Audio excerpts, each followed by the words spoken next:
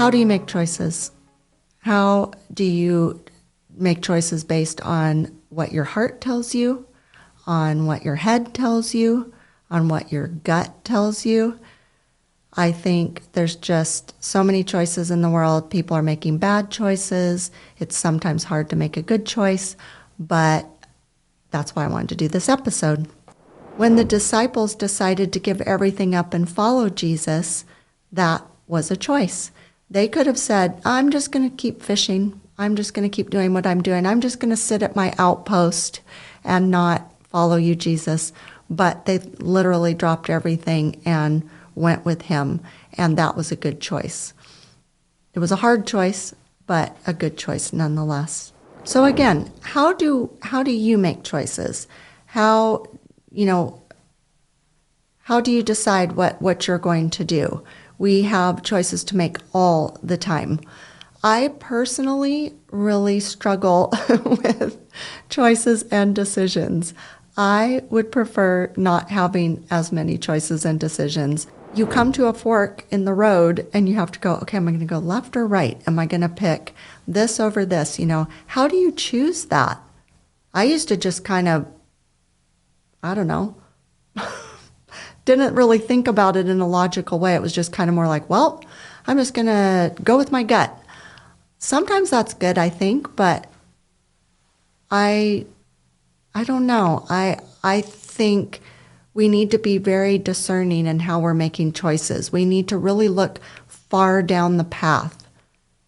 There's a thing about maybe having a gut instinct and going, okay, I don't think this is a good idea. I can feel that shouldn't get into that van with that person. But then there's things where you really do have to, or at least I do, I think I try to look down the road. If I make this choice now, how is that going to affect people in my life? How's that going to affect me? I don't know if it's good to be impulsive and spontaneous all the time.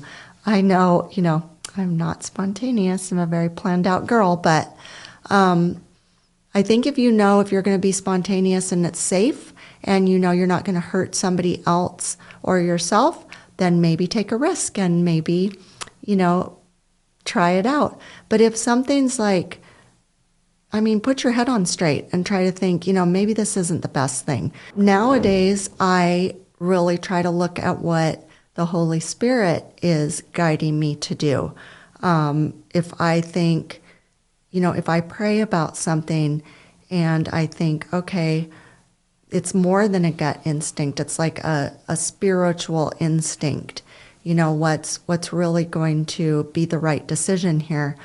Most of the time when you're making choices like that, other people can kind of help you and guide you who have wisdom or who have done something before you, and they can, guide you in the right direction. Listen to those people. Listen to your parents, your grandparents, your trusted friends, your clergy. Ultimately, you have to make your own choices and decisions, but try to really, listen to those people, especially if they're saying things out of love and concern. Don't always have this thing of like, I know better than you. I know what I'm doing. It is your life and you should make your own choices, but listen to others. I think a lot of people struggle with choices as adults, not just teenagers. I think teenagers really have a hard time making good choices, but so do adults. Adults are doing things they shouldn't be doing. They're making bad choices by smoking, drinking, eating unhealthy foods, watching